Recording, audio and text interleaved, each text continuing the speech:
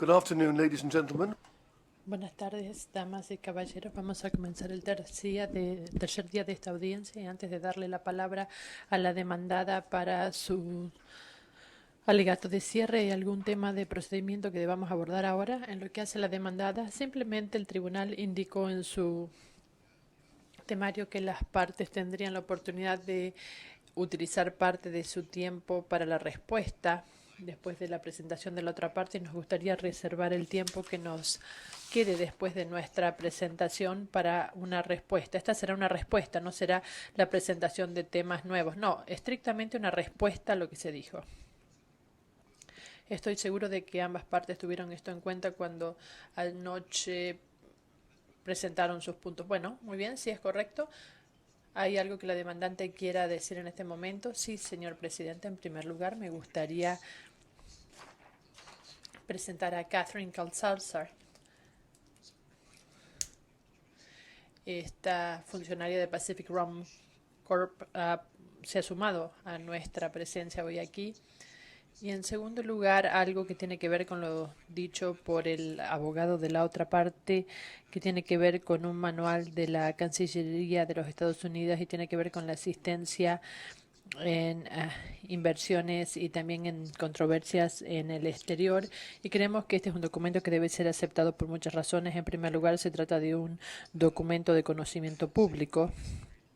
No es muy largo. En segundo lugar, solamente 8 páginas.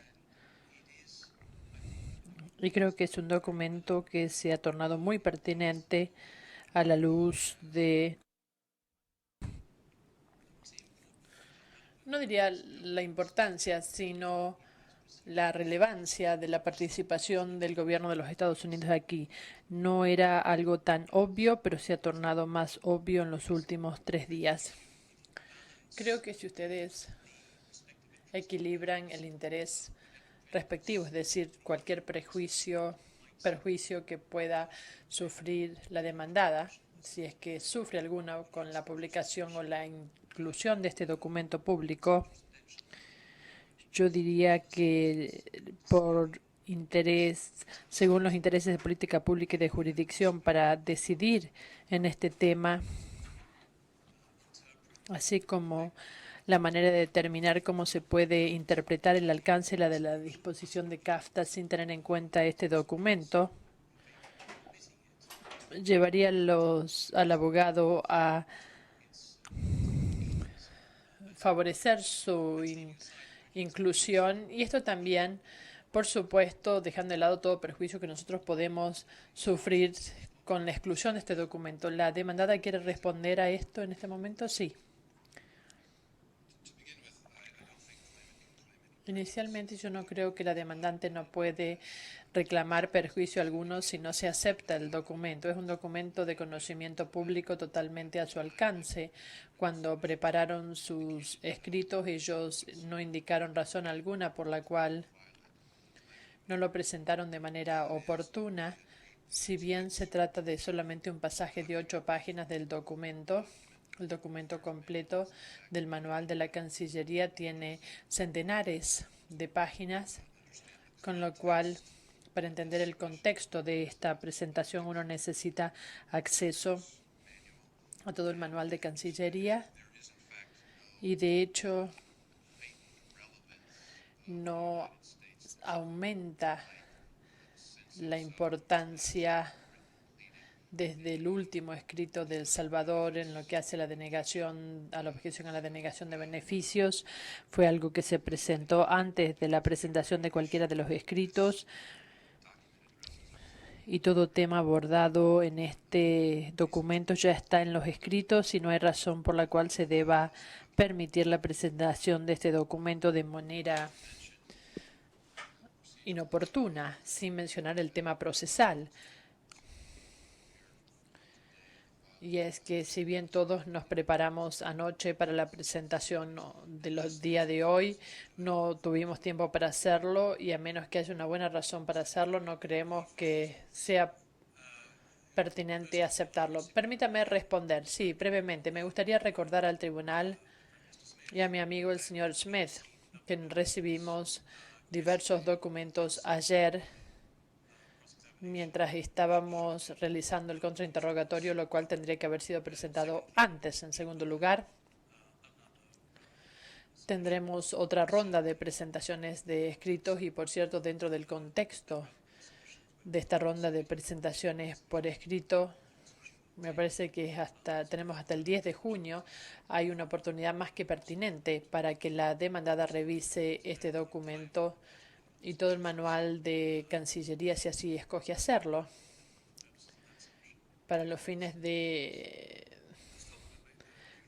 esa presentación. A ver, ustedes necesitan una decisión antes de darle la palabra a la demandada porque necesitamos deliberar sobre esta solicitud y pensamos hacerlo.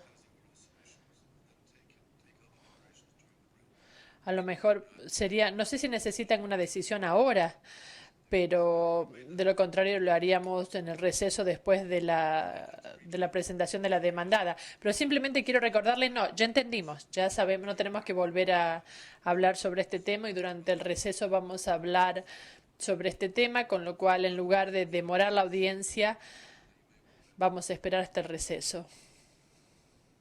Pero ahora no haga referencia a este documento, si bien usted tal vez lo haya preparado.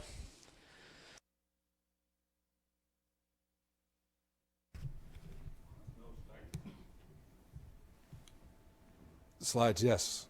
No, no time for copies, however. No tuve tiempo para hacer copias, le pido disculpas. Pero si nos puede entregar las copias después, se lo agradecemos porque por lo general son muy útiles. Sí, muchas gracias, señor presidente, miembros del tribunal. Una vez más, mi nombre es Derek Smith de Dewey y LeBaf, que comparezco aquí en nombre de El Salvador.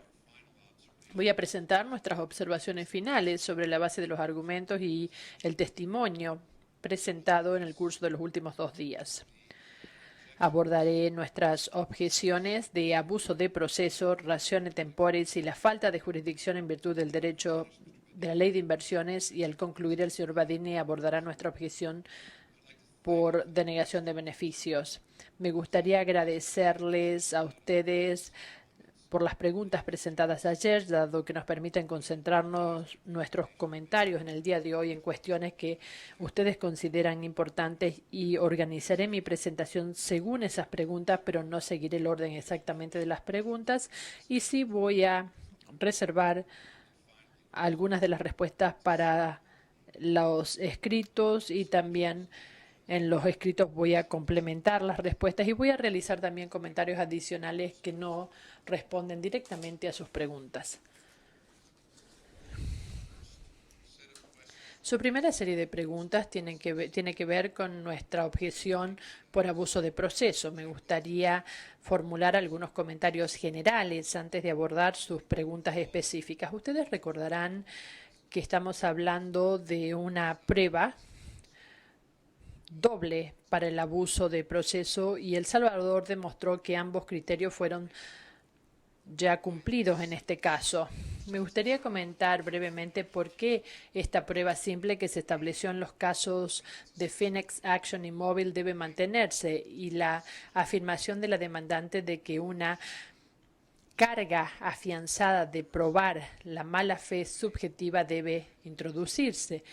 En primer lugar, esta mala fe es inherente en este tipo de abusos, según ya lo abordamos en nuestra presentación.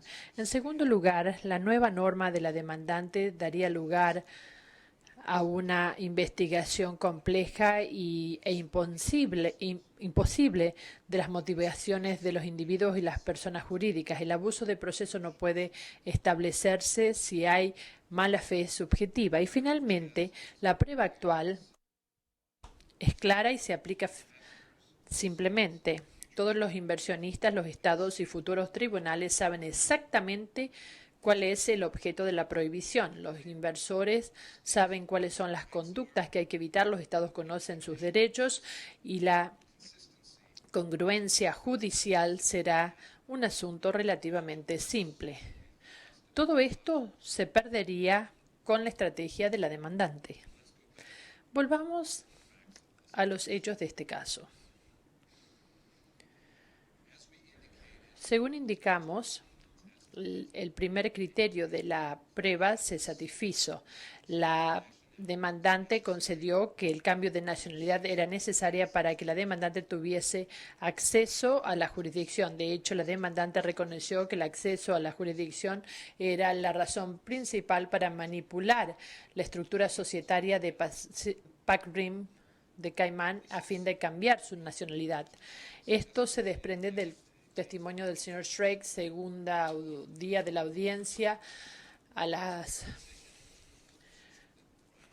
4:54, 12 a 22. Es su posición legítima de que la razón principal para cambiar la nacionalidad de Pac Rim de Caimán fue ahorrar unos cuantos miles de dólares en aranceles. No, hubo muchas razones. Entonces, el ahorro no fue la razón principal, fue una de las razones.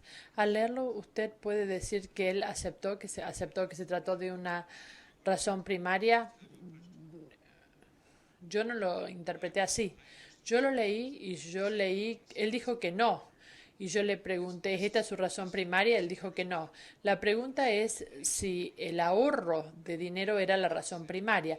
Él dijo que el ahorro del dinero no era la razón primaria. La pregunta ¿es su posición que la razón primaria para cambiar la nacionalidad de Pac Rim de Caimán fue ahorrar unos cuantos cientos o miles de dólares? La respuesta es no. La razón por la cual esta es una admisión, es decir, que el acceso a la jurisdicción era la razón principal, es que en todos los escritos y en todas sus declaraciones la demandante solamente presentó dos razones para cambiar la nacionalidad. Una era para ahorrar dinero y la otra para tener acceso a la jurisdicción. Si el ahorro del dinero no era, la inferencia lógica es la jurisdicción. Sí, yo entiendo que usted puede tener dos razones, pero ninguna es primaria. Ahora, si usted está buscando una concesión, tenemos que encontrar cierta claridad en esta respuesta. Yo acepto la lógica del presidente, pero en mi opinión sobresale el hecho de que la gran parte de las pruebas indica que fue la razón primaria para el cambio de nacionalidad, es decir, acceder a la jurisdicción, porque claramente el ahorro de dinero no podría haber sido una consideración importante. De cualquier manera, queda claro que el acceso a la jurisdicción fue una razón, con lo cual el segundo criterio en lo que hace a si la interferencia con la inversión fue previa al cambio de nacionalidad de Pac Rim de Caimán es el único objeto de la controversia aquí.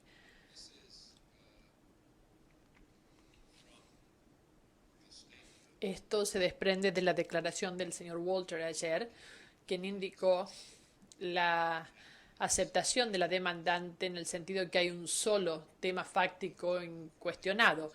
Y aquí cito día 1, 265, páginas 1 a 5. Según entiendo ahora, la pregunta de si hubo un abuso de proceso en este caso realmente gira en torno a un hecho crítico, y es si la controversia surgió antes o después del cambio de nacionalidad de Pac Rim en 2007. La siguiente diapositiva es nuestra presentación de la pregunta si la supuesta interferencia del gobierno con la inversión ocurrió antes del 13 de diciembre de 2007. Esta es una formulación un tanto diferente de las mismas preguntas fácticas. ¿Están de acuerdo en que se trata de una pregunta fáctica? Y también estamos de acuerdo en el sentido de que esta es la pregunta que debe ser respondida en lo que hace al abuso de proceso. Ahora me gustaría abordar la pregunta número 3 del tribunal, que tiene que ver con el abuso del proceso. Tenemos la pregunta en pantalla.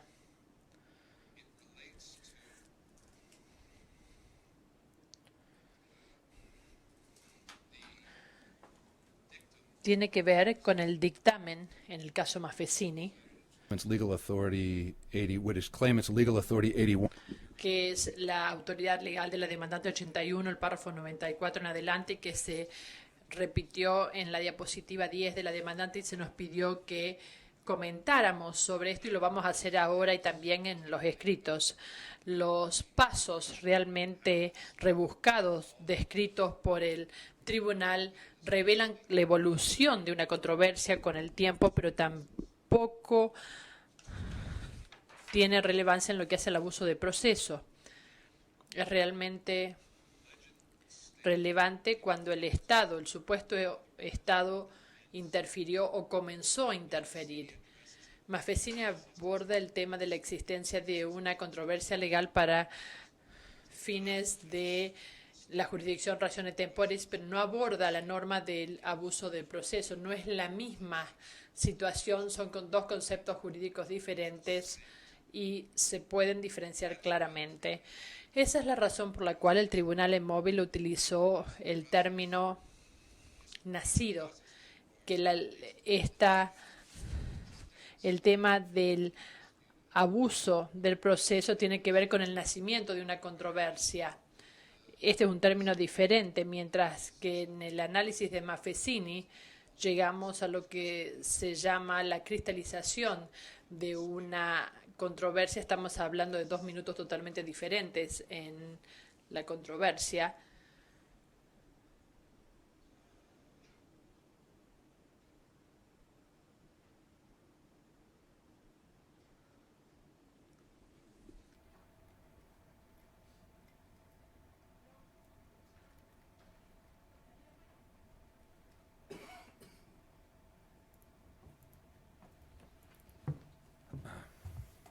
The vagaries of overnight preparation. Forgive us. Discúlpenos, pero nos preparamos anoche. Y los tribunales en Móvil y Maffesini identificaron diferentes etapas según se relacionan con los diferentes puntos. En lo que hace de la controversia, en lo que hace la objeción por abuso de proceso, el Tribunal Móvil da la relevancia jurídica determinativa a la génesis misma de la controversia, pero en lo que hace a la objeción ratione temporis, el Tribunal en Maffesini describe y da importancia jurídica a la etapa final de una controversia entre dos partes. Entonces, aquí tenemos un cronograma un tanto modificado, pero El Salvador sostiene que la consulta por abuso de proceso trata de determinar un momento en el cual la controversia comenzó, no cuando se convirtió en una controversia jurídica totalmente cristalizada, ya lista para el arbitraje. Se concentra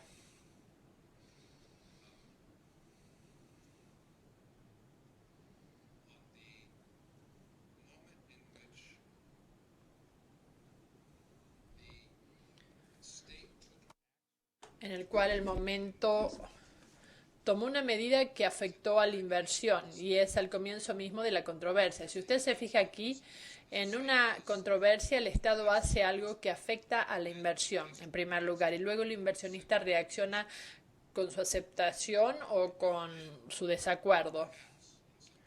Y en algunos casos, por supuesto, el Estado, en el caso de Maffesini no ocurre de esta manera en la vida real así todo el tiempo. En algunos casos no hay comunicación, pero el inversionista comunica su posición al Estado y el Estado respondería o no.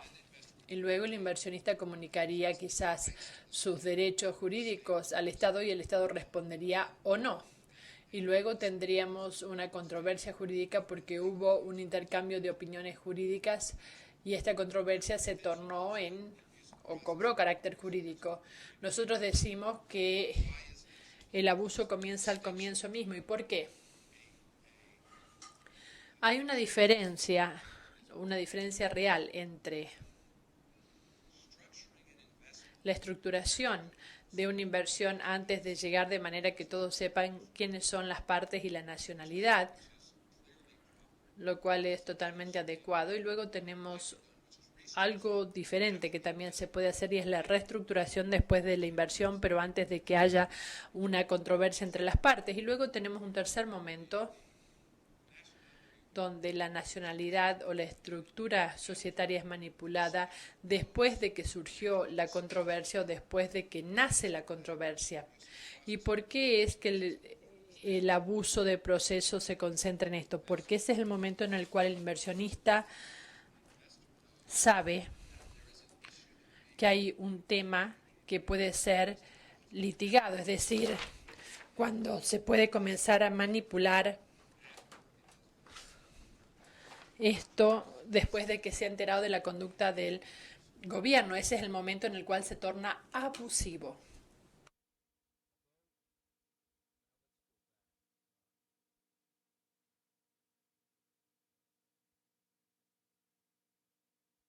Volvamos ahora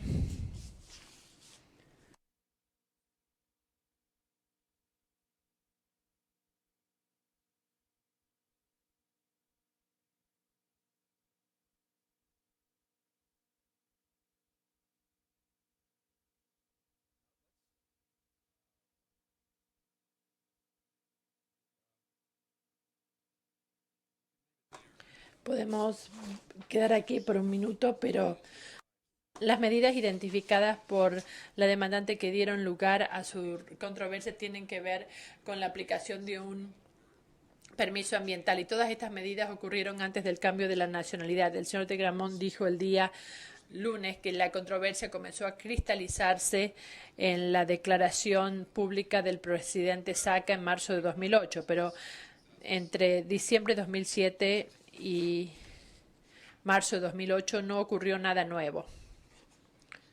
Y se voy a indicar por qué es así. Incluso con una norma resaltada formulada por el Tribunal en Maffesini para la determinación de una controversia, queda bastante en claro que el 13 de diciembre de 2007, lo que estoy indicando aquí es que si nosotros consideramos la formulación de Maffesini, que El Salvador no acepta en lo que hace los propósitos del abuso de proceso, pero estoy indicando que si el tribunal aplicase esta formulación, habría sido ya cumplida al 13 de diciembre de 2007, con excepción de la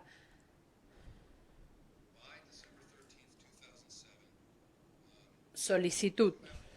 Ahora bien, al 13 de diciembre de 2007 ya se habían presentado dos solicitudes. En primer lugar, la solicitud de la concesión de minería, y se intercambiaron opiniones opuestas en lo que hace a los requisitos para obtener una concesión de explotación y si se habían cumplido, y esto incluye también memorandos legales. Por aplicación de la ley también se revocaron las solicitudes, y luego había una dinámica muy clara entre las partes que calificaría como definición de controversia, no sin importar cómo esto se elaborase. Hubo una falta de respuesta. Los hechos claramente demuestran que todo esto ocurrió antes del 13 de diciembre de 2007 en relación con la solicitud de la concesión de explotación, y esto se ve claramente en los hechos.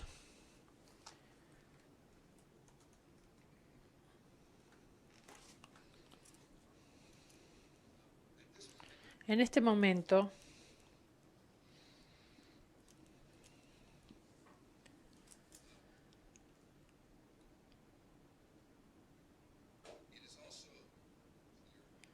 también queda claro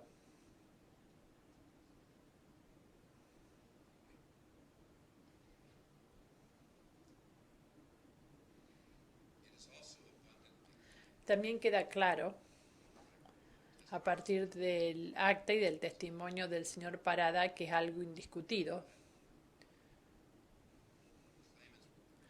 que la demandante se estaba preparando para el arbitraje antes del 13 de diciembre de 2007 y tenía todos los planes para comenzar el arbitraje. Si se hubiese presentado el arbitraje, claramente, o la solicitud de arbitraje, claramente ya existía la controversia, pero el señor Parada presentó una declaración de testigo no refutada y testimonio también de que el abogado de la demandante le informó de la existencia de la controversia antes del cambio de nacionalidad de la demandante el 13 de diciembre de 2007 y mucho antes de que la demandante alega que había la posibilidad de una controversia en marzo de 2008. El recuerdo del señor Parada está respaldado por pruebas documentales contemporáneas que revelan también que la fuente de información podría haber sido solamente el abogado. Is there any way to draw this out?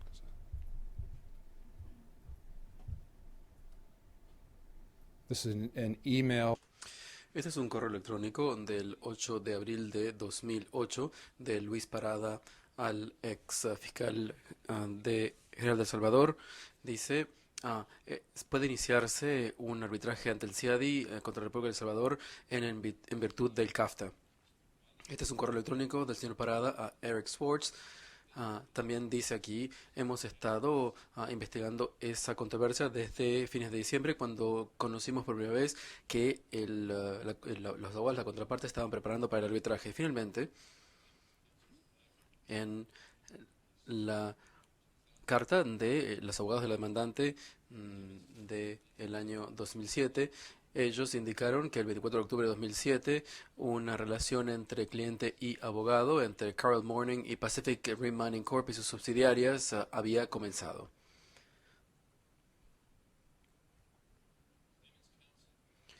Los abogados de la demandada, que fueron parte de los debates con el señor Parada en noviembre y diciembre de 2007, no solamente estaban disponibles para brindar declaraciones testimoniales y testimonios, sino también han estado participando en esta audiencia durante 3 días. Esta falta de ofrecimiento de pruebas, solamente insinuaciones, contrario al testimonio del señor Parada, es una influencia adversa.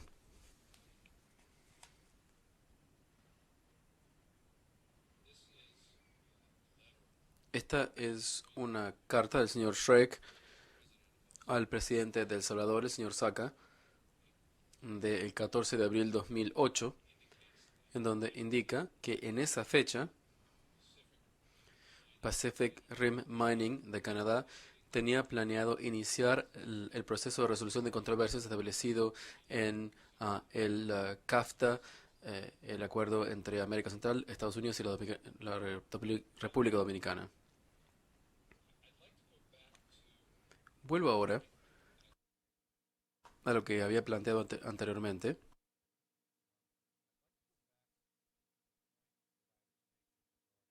Respecto de la diferencia entre la situación fáctica del 13 de diciembre de 2007 y el 11 de marzo de 2008, cuando las demandantes dicen que hubo una controversia de carácter jurídico plenamente desarrollada el 11 de marzo de 2008. De la transcripción del día 1, páginas 269, 18, 22, dice, no hubo una controversia de carácter jurídico, no hasta que el presidente Saca reconoció o reveló la existencia de esta prohibición de la explotación minera de facto, nuevamente en 2008, después del cambio de nacionalidad. Hubo una controversia de carácter jurídico en marzo de 2008. La postura de la demandante es que una controversia de carácter jurídico a efectos del abuso del proceso comienza cuando hay una formulación de reclamaciones jurídicas y la falta de respuesta por otra parte o el rechazo de la contraparte. Para la demandante, estos criterios ya habían sido cumplidos para el 11 de marzo de 2008. Esa es su postura. No solamente esto lo alegaron en sus argumentos jurídicos, es decir, que existía una controversia en esta fecha y que después de la misma ellos amenazaron con iniciar un arbitraje según el CAFTA. En las actuaciones, ¿qué es lo que podría existir para cumplir con la definición de ellos de una controversia para el mes de marzo de 2008?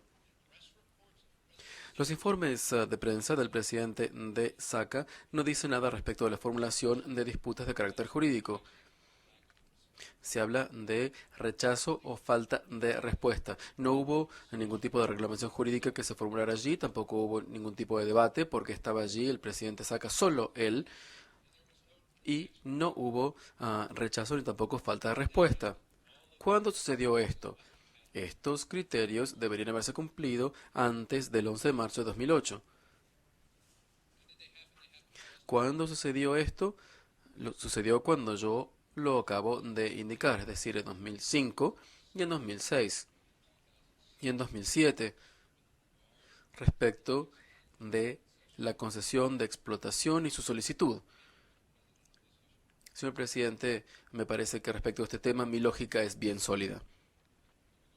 Podemos seguir adelante.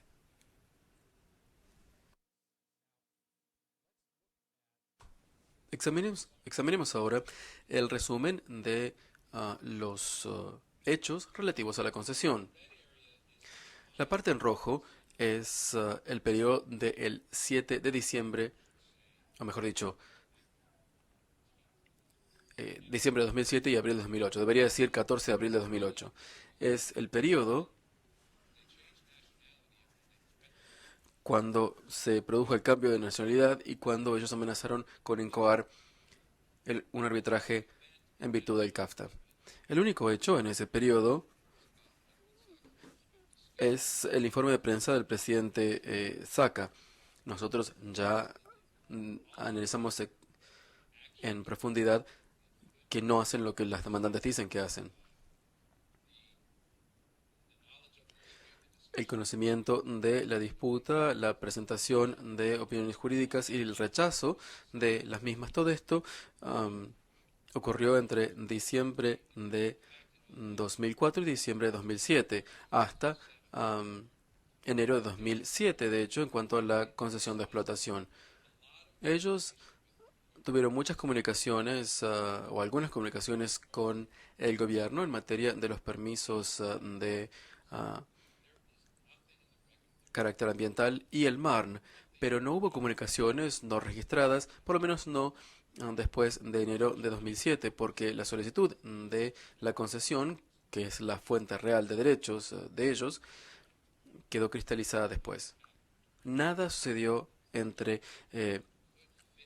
diciembre de 2007 y marzo que podía hablar de una definición de controversia como la plantea el caso Maffesini. Ahora bien,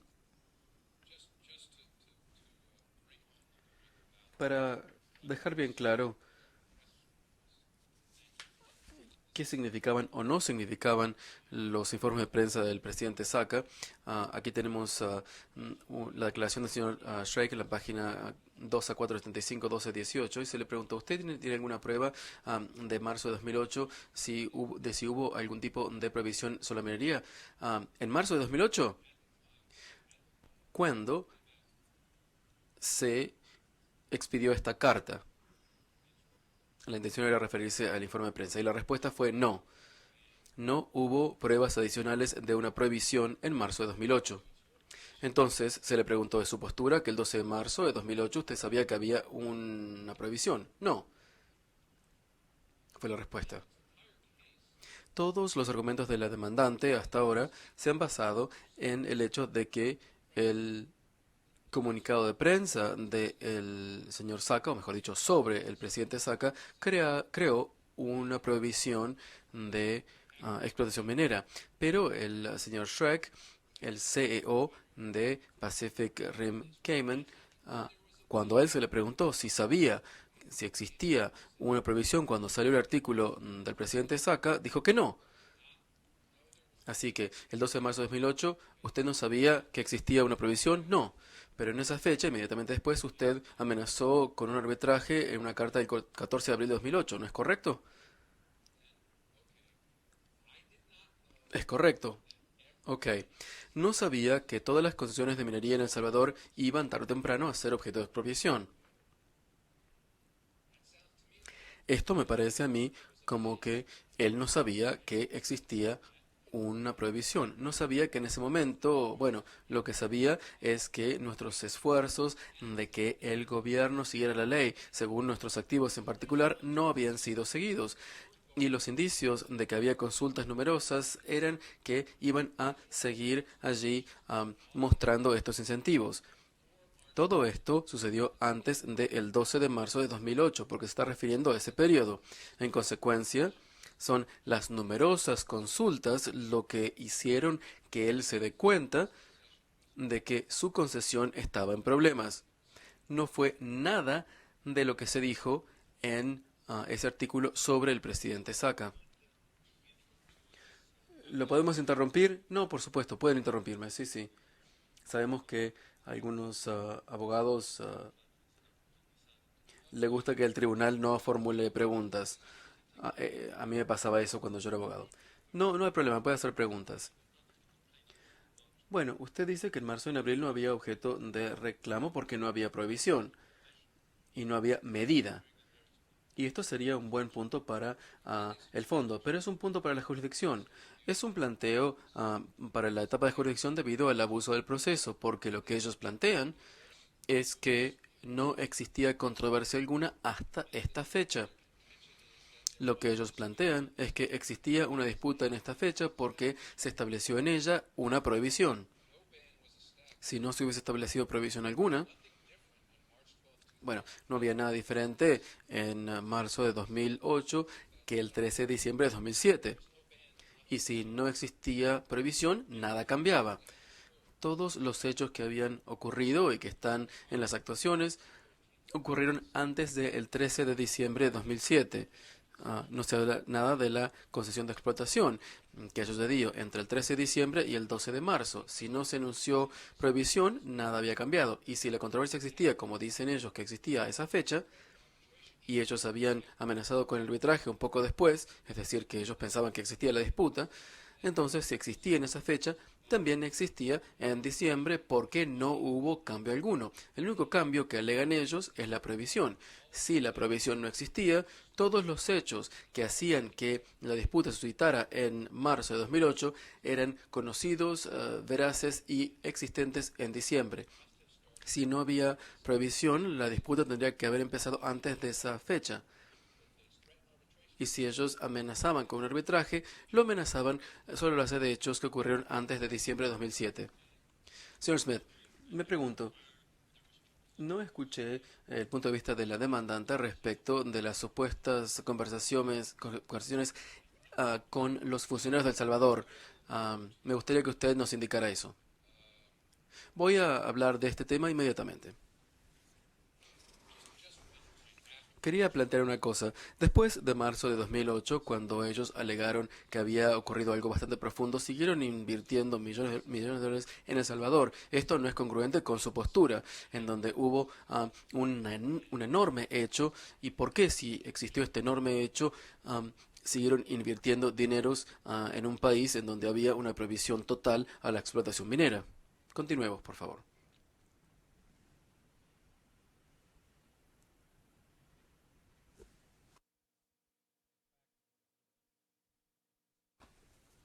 Había previsto, de hecho, este tema, las supuestas garantías brindadas.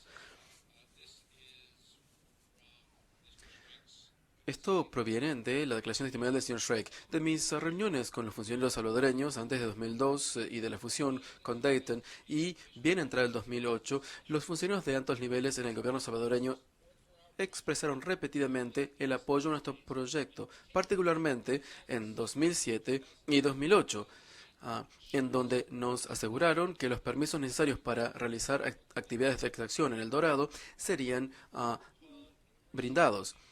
Recuerdo varias de estas reuniones en mis muchos viajes a El Salvador, y en su otra sección de la declaración, él indica cuáles son esas reuniones.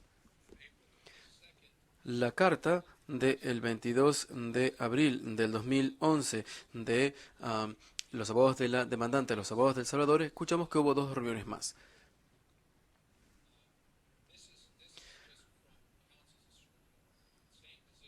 Esta es la misma postura de los abogados, es decir, garantías de 2004 a 2008. Aquí tenemos las reuniones. Notarán que hay una brecha aquí. No hubo reunión alguna de enero de 2007 hasta el 13 de diciembre de 2007. Ni siquiera una reunión fue alegada en ese periodo. Durante todo el año 2007, cuando ellos han basado gran parte de sus argumentos de que no existía disputa, diciendo que habían recibido varias garantías. Pero cuando por operación de la ley se terminó su concesión y, bueno, durante todo ese periodo no hubo reuniones. Y yo le pregunté al señor Schreck ayer si había habido reuniones ulteriores y dijo que no.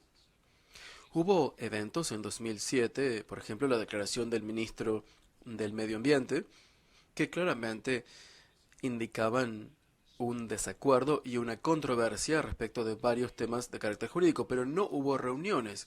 Si no hubo reuniones, es difícil ver cómo podían haber habido garantías, salvo que estas garantías hubiesen sido puestas por escrito. Si hubiesen estado por escrito, las tendríamos en nuestras actuaciones en este momento.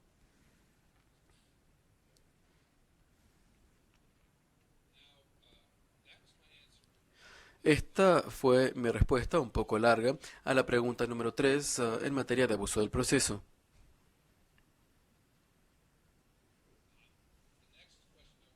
La próxima pregunta es la pregunta que ustedes formularon por primera vez. ¿Estamos entendiendo bien cuál es el argumento de la demandante? Es decir, ah, que para estar basado en una medida en marzo de 2008, nada sucedió antes de 2008, es decir, aunque se podría haber escrito esto como una medida, entonces en realidad no lo era. La postura de El Salvador es que la reformulación constante de la demandante de sus reclamos en estas actuaciones no puede alterar el análisis del abuso del proceso.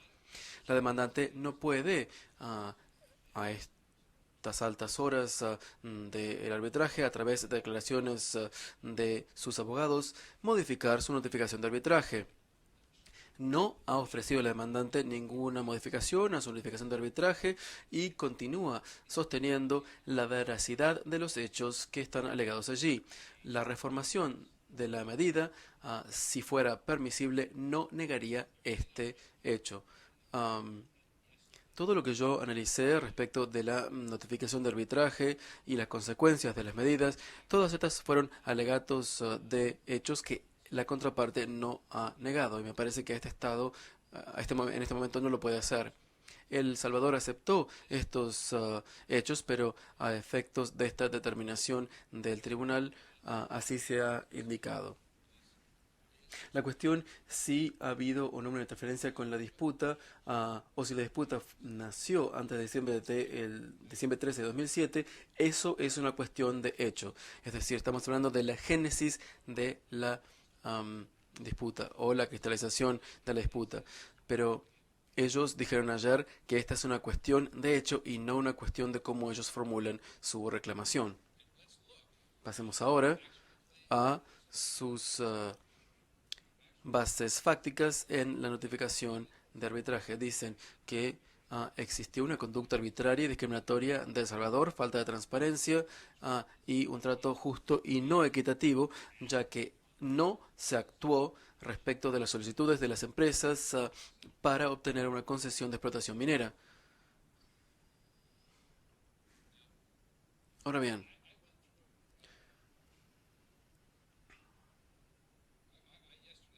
en el día de ayer yo analicé todos los alegatos de hecho que han realizado ellos. La fecha también se indicó allí. No lo voy a volver a hacer ahora.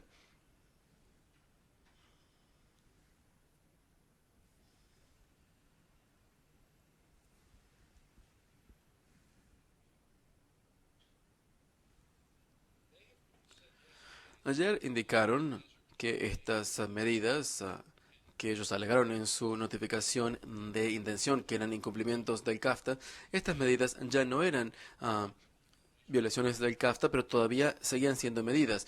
Yo no sé si ellos pueden cambiar este argumento, pero bueno, cuando presentaron la notificación de intención, ellos pensaban que eran violaciones al CAFTA y ahora parece que no piensan que lo son.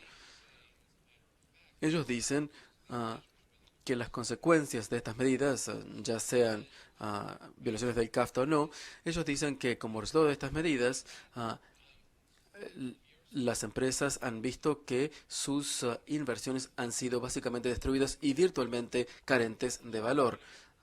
Estas medidas, ya sean violatorias del CAFTA o no, ya sea que ellos inventaron nuevas medidas o que pensaron que eran medidas congruentes con su análisis temporal del caso, estas medidas que suscitaron entre 2004 y 2007, ellos dijeron, y no han negado, y no pueden negarlo porque estos son alegatos de hecho, estas medidas, decía, hacen que, según ellos, que las inversiones sean virtualmente carentes de valor y también han destruido esas inversiones. Todo esto antes del 13 de diciembre de 2007. Si el Estado hubiese ejecutado actos que hicieron que los derechos fueran virtualmente carentes de valor y si hubiese destruido mediante estos actos las inversiones, yo diría que ha nacido una controversia y que se ha cristalizado. Digo yo que una controversia existe y ellos cambiaron la nacionalidad después de que esa disputa había nacido. Seguramente es así, incluso después de que ellos dijeron que no solamente se había afectado la inversión, sino que se había destruido. Estas diapositivas las mostré ayer y muestran que la disputa nació entre 2005 y 2007. Y también ayer vimos esto. Este es un comunicado de prensa de Pacific Rim Mining Corp. De Canadá. En julio de 2008, haciendo referencia a su controversia con el gobierno, y como indicamos ayer, esta controversia dice que está demorando el proceso sin tener en cuenta los derechos de la empresa. Este es un documento que es una manifestación pública. Ellos dicen que esta fue la disputa y dicen que el gobierno estaba haciendo demoras en el proceso. No hablaron de una prohibición de explotación minera, sino que hablan de una demora y así la llaman varias veces en su notificación de intención.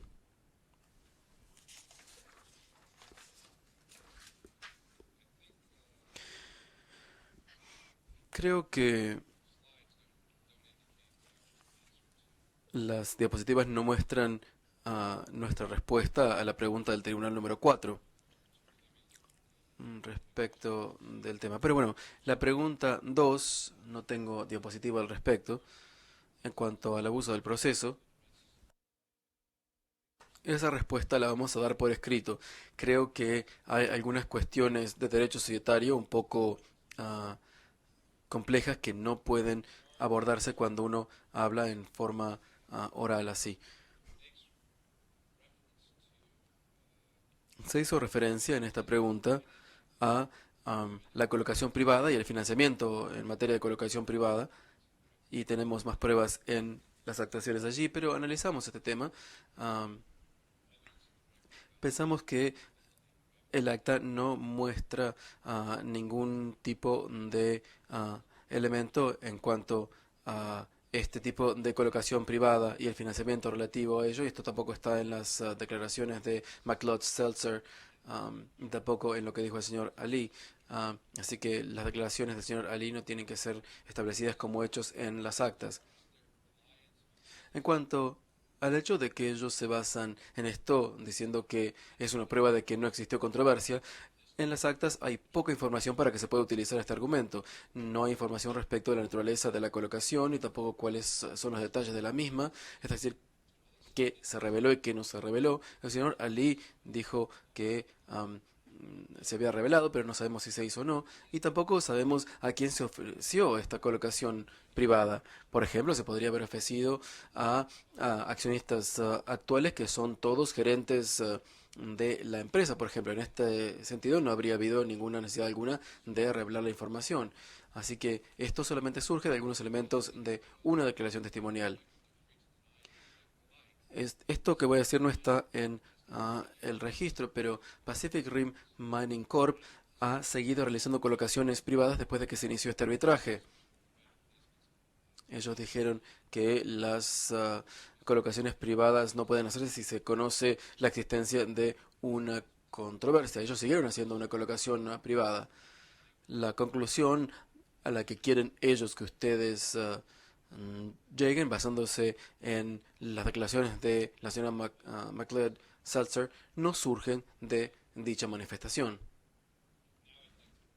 Quería pasar entonces ahora a sus preguntas respecto de las excepciones que hemos planteado a la jurisdicción en razón del plazo, ratione temporis. La sección 38 de la ley de minería quiere que los demandantes traten el tema de por qué las demandadas tomen el tema de por qué simplemente no rechazaron las solicitudes de la demandante. Esto está vinculado con la presentación realizada por los demandantes. Se dijo que era algo así como un incentivo que se le estaba mostrando. El artículo 38 de la ley dice que la solicitud de la concesión debe ser rechazada si la solicitante no sanea los vicios mencionados en la carta de advertencia dentro de un periodo determinado, y este periodo no puede ser prorrogado. Hay que recordar que el Ministerio de Economía hizo todo lo posible para ayudar a la solicitante. Esto en 2005. Estaban tratando ellos de decir que El Salvador estaba en contra de ellos, pero no fue así. Claramente, en 2005, el Ministerio de Economía estaba tratando de colaborar con Pacific Rim Mining Corp para que obtuviese su solicitud en forma correcta. Lo estaban haciendo en forma incorrecta y el gobierno estaba haciendo todo lo posible y incluso estaba haciendo cosas que no estaban permitidas específicamente por ley, que los burócratas hicieron de motu propio para darle oportunidad a la empresa de sanear los vicios. ¿Y qué tenía que corregir la empresa? Bueno, primero el tema de la titularidad de tierras, que ellos admitieron que quizá era mejor que hubiese una legislación nueva en vez de corregir, y también el estudio de prefactibilidad. Ellos dijeron que era un estudio de factibilidad, pero el gobierno dijo que no lo era. Para octubre de 2006, la Dirección de Minas dijo que había esperado lo suficiente y decidió expedir una carta de advertencia invocando las disposiciones del artículo 38 de la Ley de Minería. Independientemente de los documentos presentados por PRES en noviembre de 2006, se cumplió con los requisitos, pero no está controvertido que PRES no presentó el permiso ambiental porque MARN no lo había expedido. Debido al argumento sobre la justa causa, la Dirección de Minas, interpretando la ley a favor de la solicitante, le dio a PRES 30 días iniciales para presentar el permiso ambiental. La empresa, como ustedes escucharon de parte del señor PRES, en forma muy vociferante cabildeó al gobierno salvadoreño y estadounidense para que actuase en su favor. Ellos expidieron una segunda carta de advertencia y cambió las consecuencias jurídicas que la solicitud de concesión efectivamente quedaba extinguida cuando los 30 días se hubiesen expirado. Aun si el segundo periodo de 30 días hubiese sido otorgado, ese segundo periodo hubiese finalizado sin que la demandante hubiese brindado los documentos correspondientes. Por lo tanto, la solicitud de concesión fue extinguida de puro derecho en enero de 2007. Como admitió El Salvador y como quedó reflejado en la pregunta del tribunal, la Dirección de Minas no adoptó los pasos formales de expedir una resolución de expiración de la solicitud y de archivar el expediente de solicitud. Sin embargo, el hecho de que esta formalidad no se haya realizado no cambia el efecto jurídico de que en virtud del artículo 38 la solicitud de El Dorado quedó extinguida de pleno derecho. La demandante dice que el hecho de que la formalidad de la extinción no se realizó fue perjudicial para PRES, porque no pueden impugnarla ante los tribunales. Esto no es correcto. Esto hubiese sido un tema planteado en el fondo de la causa, si esta causa hubiese ido al fondo de la misma. Pero no es pertinente para la jurisdicción. La información de El Salvador fue obtenida de testigos potenciales y la falta de realización de esa formalidad, de esa formalidad de declarar la extinción de la solicitud se hizo con la intención de ayudar a la demandante, aunque esto no fue efectivo. Tengo más al respecto, pero usted tiene una pregunta. ¿Qué quiere decir usted, señor Smith, con hacer una interpretación de la ley que sea favorable. Bueno, yo quiero decir que ellos hicieron algo que era incongruente con la ley. Lo que está diciendo usted es que el Ministerio del Medio Ambiente estaba actuando en violación de la ley. El Ministerio de Economía estaba actuando en forma incongruente con la ley. Sí.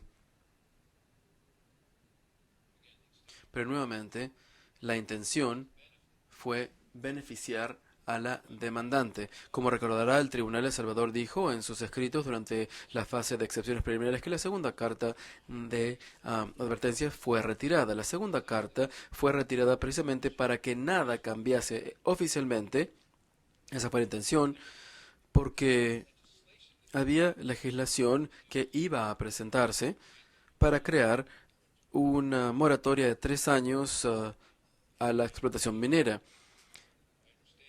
Y si lo entiendo correctamente, las solicitudes que estaban pendientes cuando comenzó la moratoria serían objeto de consideración al final del periodo de moratoria.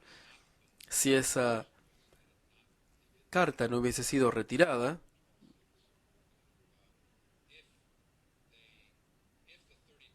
si el periodo de 30 días no hubiese sido retirado mediante la carta, ellos no hubiesen tenido el beneficio de tener una solicitud que estaba aún vigente en ese periodo, cuando se había ya terminado la solicitud de pleno derecho. El retiro físico de la carta no tuvo ningún efecto jurídico porque la segunda carta de advertencia no había sido revocada y debido a esto no hay disputa en cuanto a haber recibido esta carta por parte de la demandante, por lo menos una copia de ella, y la falta de revocación de la carta todavía sigue siendo vigente. La demandante también tergiversa el periodo de 30 días que había expirado como un acto de denegatoria presunta mediante el silencio administrativo.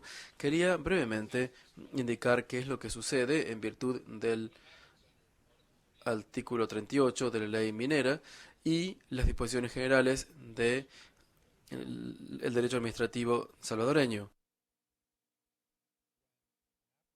Cuando no se responde dentro de 60 días a una solicitud en virtud del derecho salvadoreño, se presume denegada. El solicitante tiene el derecho de ir ante los tribunales para buscar un resarcimiento.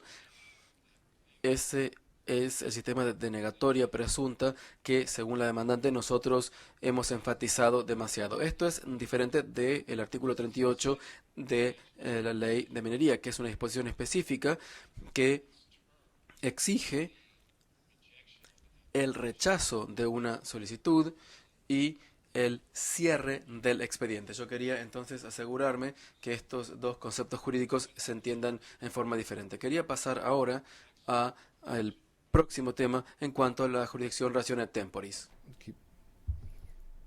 And you asked, Y usted preguntó otro aspecto de la ley de minería, es simplemente el siguiente. Según nos encontramos en la actualidad y remontándonos a marzo de 2008, se le entregó a alguna empresa extranjera un permiso de explotación para la minería subterránea, en primer lugar en relación con una empresa extranjera y por separado en relación con una empresa local, es decir, nacional, y si no se concedió ninguno de estos permisos, ni empresa nacional ni extranjera, ¿cuál es la razón? La verdad aquí es que ninguna empresa internacional o nacional recibió una concesión o una concesión para la explotación de la minería en El Salvador después del grupo Commerce en agosto de 2003. La verdad es que desde entonces solo hubo 2 solicitudes de concesiones para la minería. Una de Pacific Rim Mining de Canadá y la otra de una empresa de nombre desconocido. Una se presentó en el 2005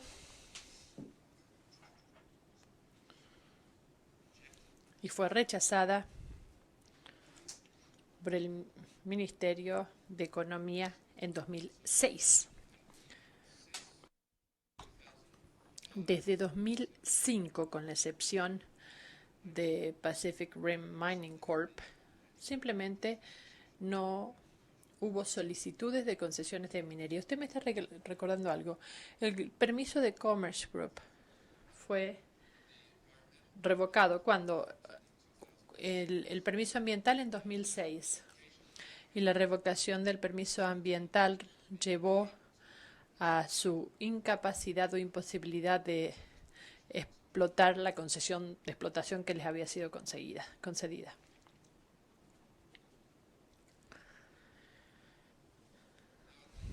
Ahora,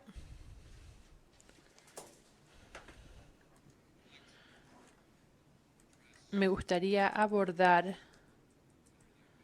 sus preguntas en virtud de la ley de inversiones. Simplemente me gustaría realizar una observación general sobre nuestra objeción a la jurisdicción en virtud o conforme a la ley de inversiones. Antes de abordar el tema, El Salvador estableció 6 razones independientes por las cuales se debe denegar la jurisdicción.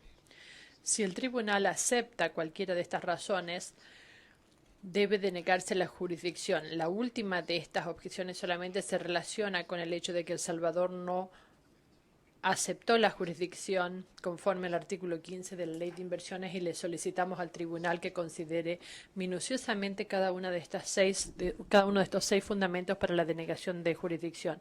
Pasamos ahora a su pregunta. La primera, sobre la ley de inversiones. Una vez más, según nosotros entendemos el caso de la demandante, y nos gustaría confirmación, la medida en torno a la cual giran todas las reclamaciones, incluidas las reclamaciones conforme a la ley de inversiones, son descritas por el señor Ali en el primer día de la durante el primer día de la audiencia, página 137, marzo 2008, y no antes de diciembre de 2007.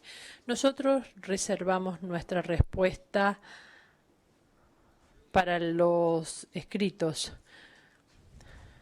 Nos reservamos el derecho de abordar esto por escrito. La siguiente pregunta, que está más dirigida a nosotros, es: la demandada realizó diferentes presentaciones sobre el carácter indivisible de este procedimiento sobre la base de algunos párrafos en nuestro laudo, principalmente en la página 86.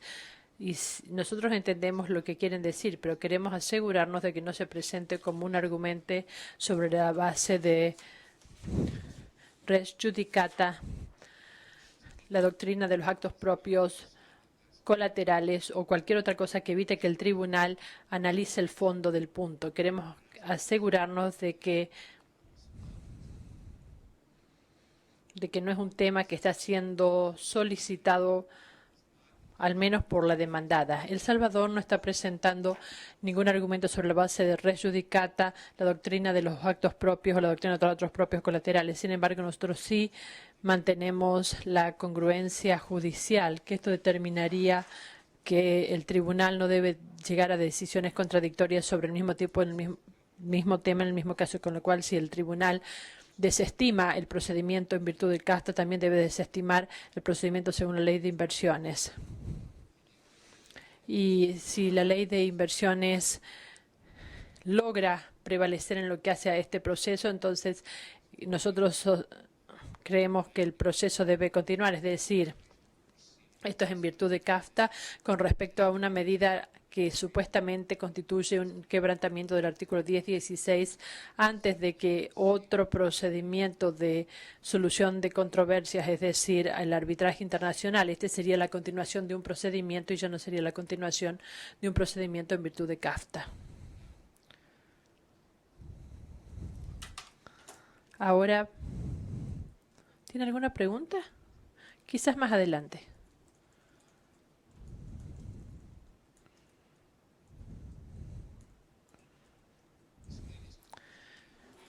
Preguntas varias.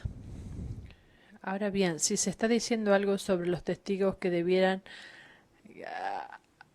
sobre información que debiera haberse puesto al alcance del tribunal y no se hizo, nos gustaría ver cuál sería el efecto de tal presentación a en esta etapa jurisdiccional del procedimiento y si hay alguna inferencia negativa.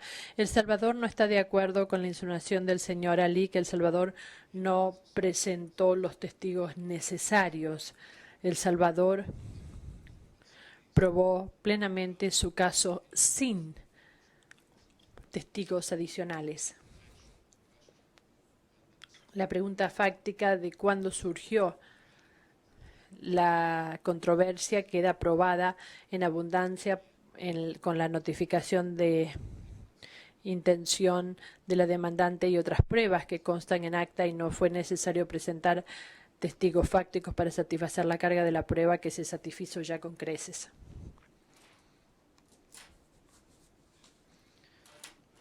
Y el tribunal recordará que el 27 de abril de 2011 El Salvador destacó que la demandante hasta hace muy poco tiempo y ante la insistencia del Salvador había admitido que se había reunido con ciertos funcionarios del gobierno y no fue hasta recientemente que sino fue hasta hace muy poco tiempo que lo admitió. Y si la demandante hubiese divulgado esta información con anterioridad, El Salvador podría haber entrevistado a los funcionarios mencionados y ahora el señor Ali toma esta posición un tanto sorprendente sobre la no presentación de testigos. Y en relación con el mismo tema, nos gustaría destacar algo que ya dije en relación con la declaración de testigo del señor Parada y las inferencias que deben trazarse debido a la falta de negación en esas declaraciones. Esta es la conclusión de mi parte. Y después de estas declaraciones le voy a dar la palabra al señor Badini, quien abordará nuestras objeciones en relación con la denegación de beneficios y creo que tendremos mucho tiempo para nuestra respuesta más adelante esta tarde. Muy bien, muchas gracias por haber avanzado tanto esta tarde y vamos a hacer una pausa simplemente de 5 minutos ahora antes de pasar al siguiente orador.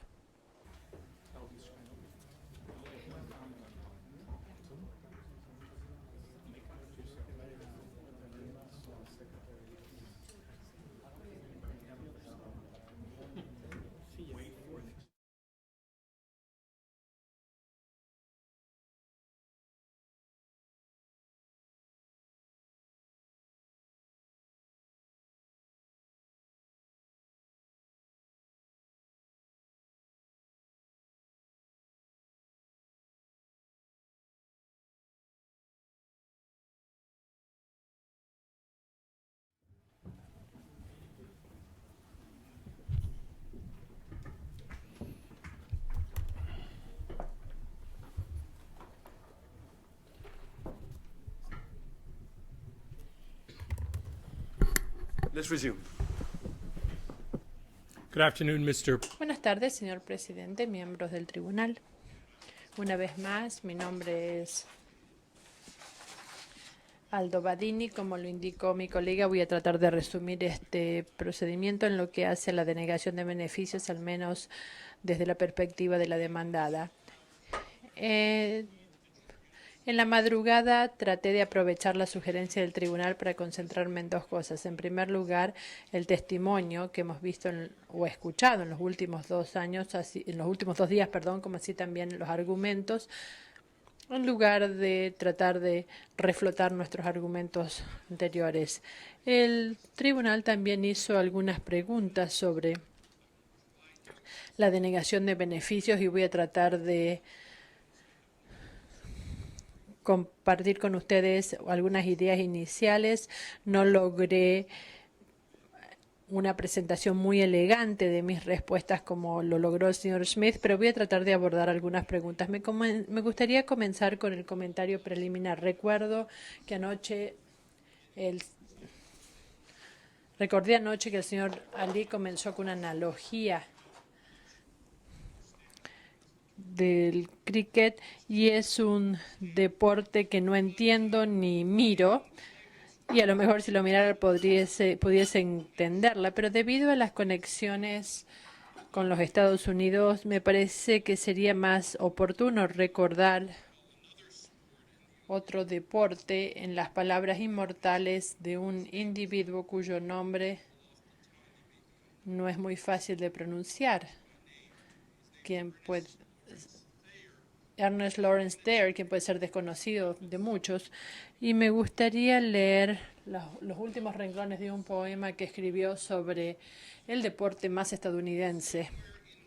En alguna parte de esta tierra favorecida está brillando el sol, toca la banda y en alguna parte los corazones están alegres. Algunos hombres ríen y algunos niños gritan, pero no hay gozo dado que la pelota acaba de salir del campo. Comenzamos estos 2 días con la denegación de beneficios en torno a 3 temas. En primer lugar, si hubo actividades comerciales sustanciales de la demandante en los Estados Unidos. En segundo lugar, si hay control de una no parte. Y en tercer lugar, si la notificación de la denegación de beneficios es pertinente. El gobierno de El Salvador sostiene que Mighty Casey en realidad sí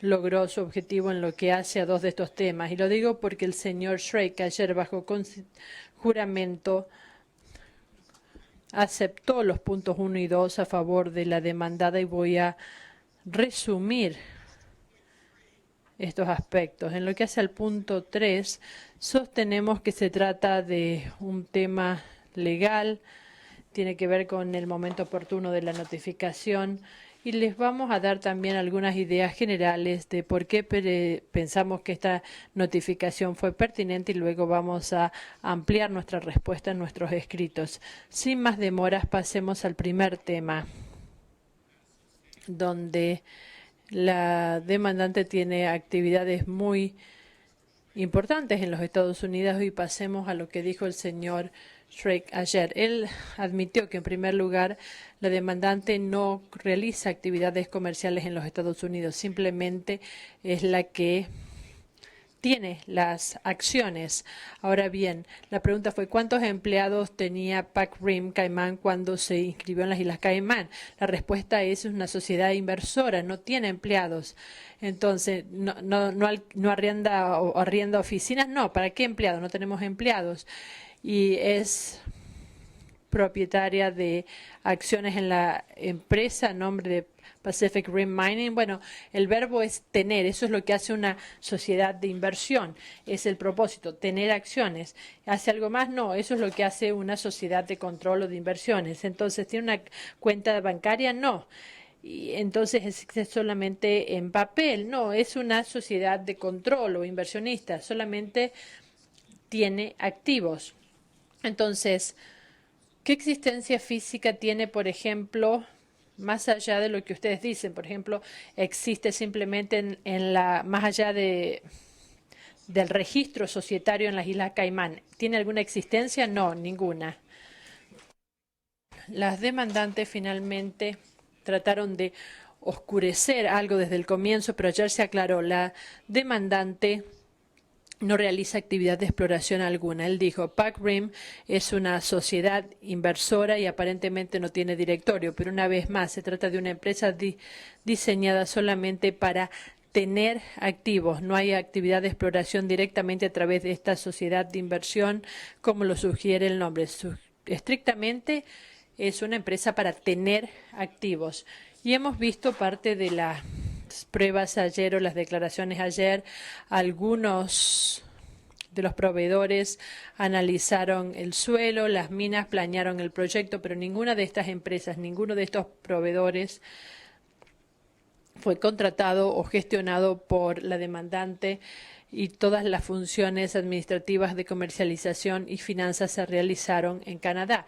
También vimos muchas referencias en los escritos de la demandante a la propiedad intelectual y su valor. La propiedad intelectual que enviaron a El Salvador no era la propiedad intelectual de la demandante. El señor Shrake tuvo que responder a la siguiente pregunta y me parece que de hecho fue el señor de Gramont el que dijo algo de esto también. ¿Cuál fue la función de Pacific Rim Exploration? No es la demandante. ¿Cuál fue la función de Pacific Rim Exploration? Nosotros somos los que encontramos la mina, los que creamos la riqueza, somos la propiedad intelectual de la empresa. ¿Y cómo contribuyó esto al Salvador? Lo contribuyó todo.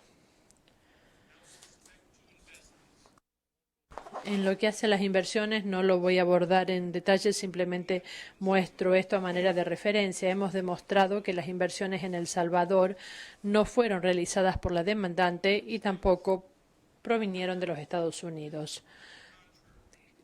¿Hay pruebas que demuestren lo contrario? La única prueba planteada para este tema es un documento parcial que lo hemos mostrado antes, no hace falta volver a mostrarlo. Es esa página fragmentaria de un balance general sin fecha, sin indicación de que haya sido auditado y no es consolidado. Le escuché el otro día al señor de Gramont decir, y cito, estos fueron parte de los estados financieros consolidados y auditados de la empresa. Con todo respeto al abogado, contradice la carátula del documento que dice no consolidado. Segundo, el señor Krause, al igual que el señor Schrake, el director ejecutivo, tuvo en toda oportunidad la ocasión de decir de que eran auditados y consolidados. Pudieron decir quién los creó, pudieron decir cuándo fueron creados y podrían haber aportado el documento completo, pero en ningún momento lo hicieron. Y aun si el documento es lo que supone ser, como mencioné el otro día, por supuesto, un balance general, como cualquier contador diría, eso no demuestra la fuente de las inversiones y el hecho de que los tienen en los libros mayores y los libros contables hoy, no demuestra en absoluto de dónde surgieron esas inversiones. Pero nosotros sabemos de dónde vinieron las inversiones y lo sabemos porque el señor Schrake nos lo dijo. Ayer miramos al anexo H de la declaración testimonial del señor Parada, que era la nota del 3 de julio del 2008, la nota de prensa de Pacific Rim.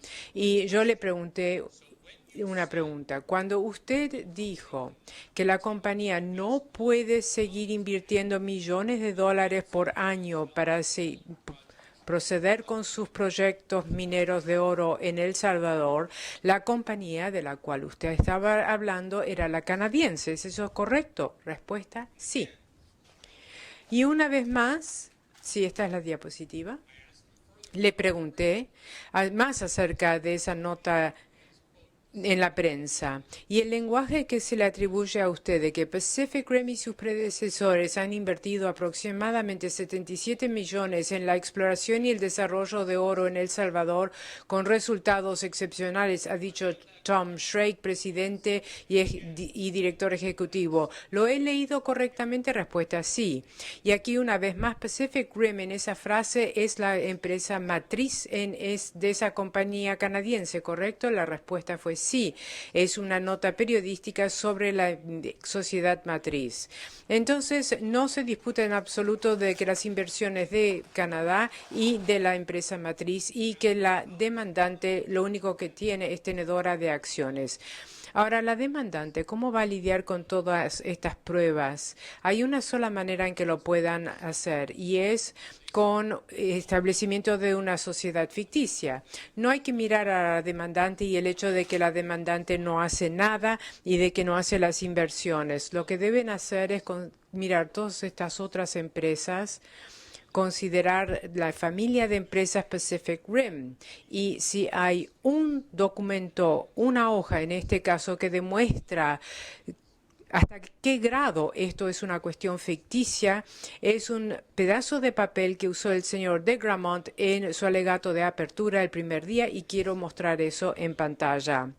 Este documento que induce a la confusión y al vértigo con flechas en todas direcciones fue un intento por el señor de Gramont, un intento por la demandante de distraer al tribunal de lo que está sucediendo en el caso. Y si me permiten acercarme a la pizarra, ellos están alegando, y esto lo he escuchado en distintos formatos, lo he escuchado en el testimonio del señor Shrake, lo he visto en el memorial. Lo que ellos alegan es que hacemos toda esta minería en Nevada con estas compresas, Dayton Mining, Nevada. Esas compañías ganan mucho dinero y todo ese dinero luego va aquí a la sociedad matriz. Y luego la matriz, a través de distintos caminos, y las flechas van en todas las direcciones posibles, y no voy a dibujar una flecha, pues no sé cómo ellos lo harían, pero por distintos caminos va de la matriz aquí a El Salvador. Y también dicen de que hay propiedad intelectual aquí, que hay geólogos aquí, y no puedo dibujar. Voy a poner IP para propiedad intelectual y G para geólogos. Y estos están en Pac Rim Exploration. Supongamos que todo esto sea cierto. Supongamos que tienen beneficios en Nevada gracias a las empresas Dayton. Todos estos dineros se envían a la matriz canadiense y el dinero que gana la matriz canadiense de la operación en Nevada se reinvierte en El Salvador. Ellos quisieran que este tribunal piense que, por causa de eso, Pac Rim Cayman, ya sea en las Islas Caimán o Nevada, y poco importa para este análisis, sea pre o post el 2007, ellos quisieran que el tribunal crea que Pac Rim Cayman tiene actividades importantes en la jurisdicción de todas estas otras empresas. Lo absurdo de esto se demuestra si meramente cambiamos el nombre aquí. Ellos están creando confusión por el hecho de que estas otras empresas están en los Estados Unidos, pero podrían estar tranquilamente diciendo India. ¿Qué pasaría si estas minas estarían en India y si la compañía de exploración estuviese también en India? Si uno acepta la teoría de la demandante de que el hecho de que esta empresa en India envía dinero a la matriz en Canadá y el hecho de que la empresa exploradora también está en India, todo eso tendría que hacer que uno llegue a la conclusión que la empresa Pac Rim Company, que es una tenedora, una compañía de inversión que tiene las inversiones de El Salvador, que por esto tiene actividades sustantivas en India. Eso es absurdo y el caso no muestra esto. Quiero que el tribunal vea algo que el presidente conoce bien a fondo y es el caso de arbitraje ST Plama contra Bulgaria, donde un argumento muy similar fue planteado.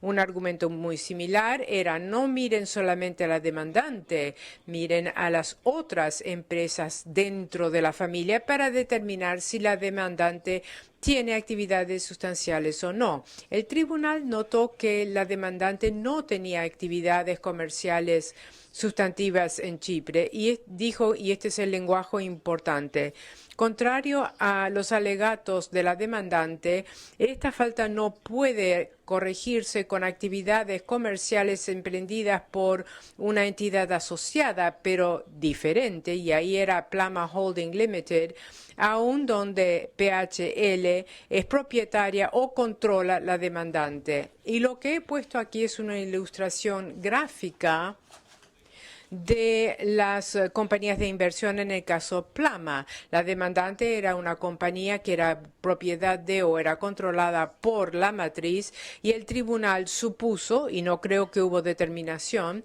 de que la matriz tenía actividades sustantivas en Chipre. Y Plama dijo, eso no basta, la prueba es si la demandante tiene las actividades sustanciales o importantes. Y comparemos esto a los hechos de nuestro caso.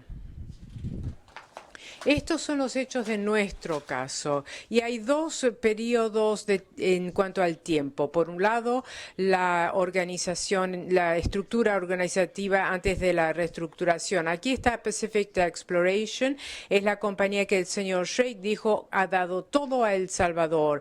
Tiene la propiedad intelectual, tiene todo. Pacific Rim Mining Canadá ha dado el resto, a saber, el dinero, los dólares canadienses, supongo. Y aquí tenemos a la demandante. ¿Y qué ha dado la demandante? ¿Dónde están sus actividades importantes? Después del 2007, la demandante ahora es tenedora de la empresa de exploración. Pero el resultado debería ser el mismo que en Plama. La demandante aquí no puede tomar para sí el crédito de las actividades comerciales de otra entidad corporativa, de otra empresa.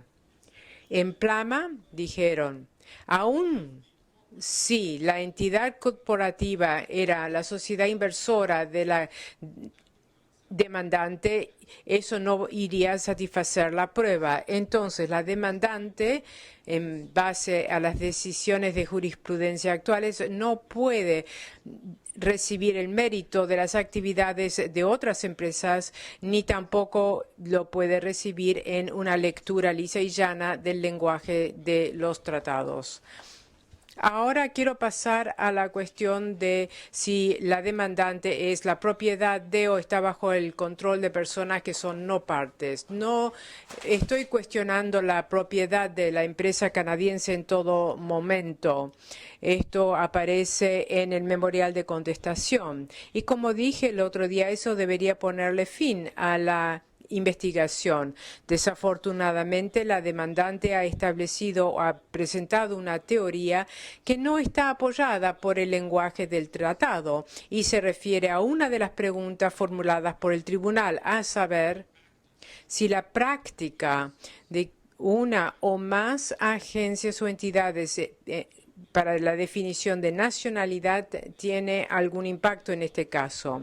Es la posición del gobierno de El Salvador que para definir nacional en una manera en que no lo está hecho en el tratado no sería adecuado. He puesto en pantalla la definición de CAFTA de las personas de una planta, que son las personas de una parte, está en el capítulo 10 de CAFTA.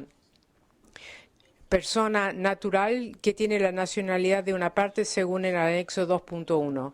La demandante o el anexo 2.1 dice que en el caso de los Estados Unidos, una persona natural quien tiene la nacionalidad de una parte significa un nacional de los Estados Unidos, tal como está definido en las disposiciones actuales de la Ley de Inmigración y Nacionalidad. Ahora, ¿qué es lo que dice la Ley de Inmigración y Nacionalidad? Dice que un nacional de los Estados Unidos es un ciudadano de los Estados Unidos o una persona quien, aunque no es ciudadana de los Estados Unidos, le debe respeto permanente a los Estados Unidos. La demandante admite que la manera en que el derecho norteamericano, en especial la Ley de Inmigración y Nacionalidad, define a la nacionalidad es determinante. Por lo tanto, sería inadecuado utilizar otro tipo de regla. Ahora, si doy un paso atrás, ¿por qué de hecho estamos hablando de este tema? El motivo por el cual hablamos de este tema es que la demandante dice que la propiedad o el reclamo de la demandante por la matriz canadiense debe ser desestimada. No creemos que eso es adecuado, no creemos que el tribunal deba mismo ni considerar el tema. Pero si el tribunal quiere ver la cuestión de la propiedad o el control por la matriz, hay que entonces utilizar la definición de nacional en el tratado y no considerar accionistas norteamericanos que son simplemente residentes en los Estados Unidos.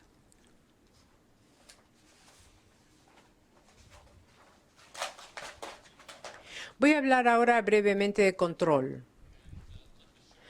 y les voy a mostrar lo que dijo el señor Sheikh acerca del control. El señor Sheikh admitió de que él toma todas las decisiones que tienen que ver con fusiones, adquisiciones, inversiones y propiedad corporativa. Estas son preguntas que, de hecho, me hubiera gustado a mí preguntar, porque las respuestas son muy reveladoras, pero es el señor de Gramont que hizo estas preguntas. Ahora, usted ha testificado que Pac Rim Cayman ha hecho un nombre de adquisiciones y ventas durante los años. ¿Lo recuerda? Sí. Entonces, por ejemplo, en el 2001, Pac Rim Cayman decidió vender sus activos en Argentina. ¿Lo recuerda usted? Sí. ¿Y quién tomó esa decisión? Yo. Y luego tomó los fondos de esas ventas en Argentina y los reinvirtió en El Salvador. ¿Quién tomó esa decisión? Yo.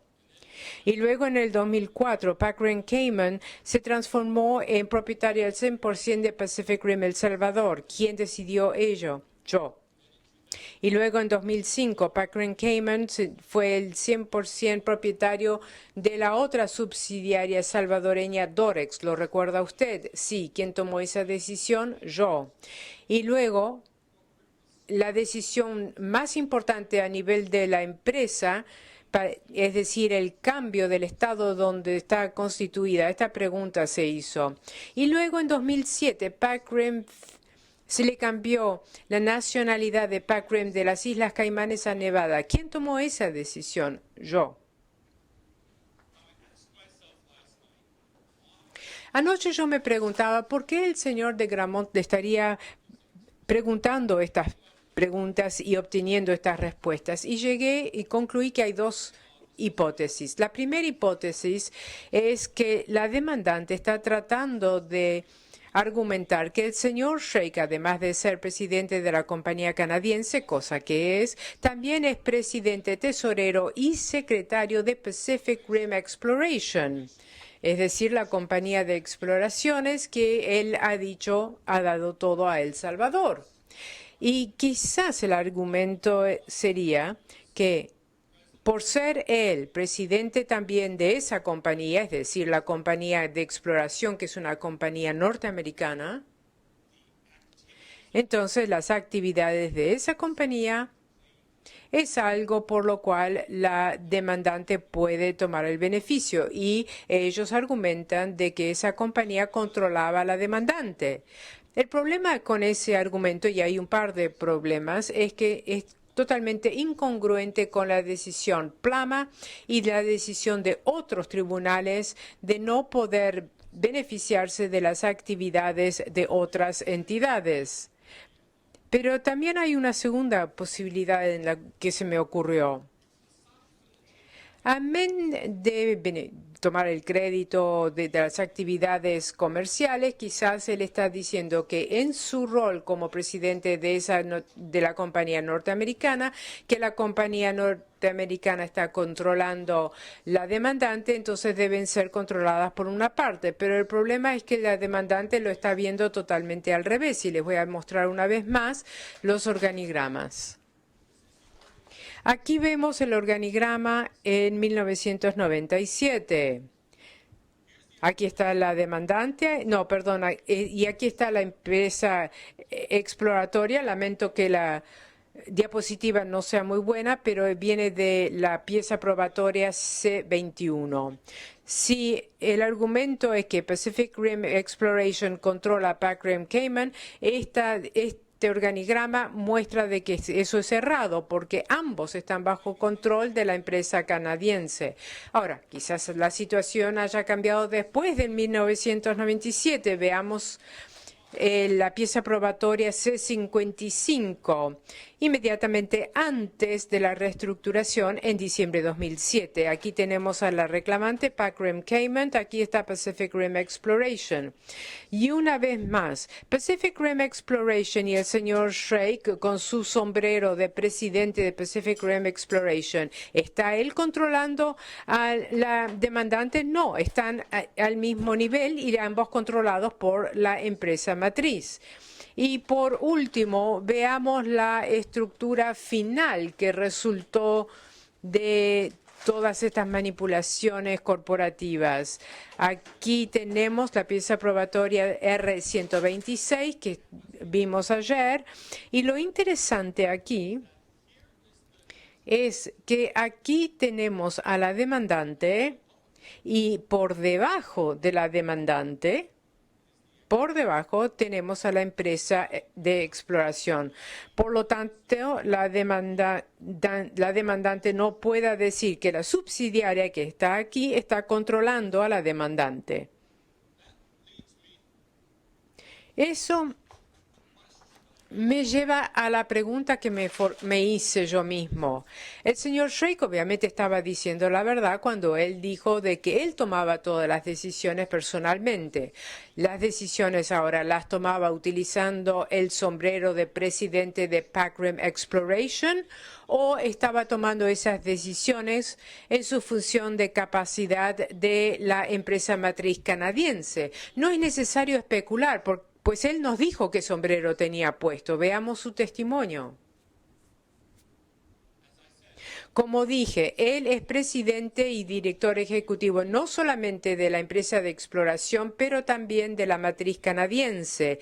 Y es en esa función, es con ese sombrero, que él dirigió todas estas empresas subsidiarias. Y yo le pregunté lo siguiente, ¿puede usted mostrar documentación que usted conozca que sugiere que Pac Rim Cayman en algún momento tuvo un directorio? Él dijo, Pac Rim Cayman, una vez más, es una compañía de inversiones. El directorio de Pacific Rim Corp es, y yo mismo como director ejecutivo, dirijo Pac Rim Cayman como una compañía de sociedad de inversión.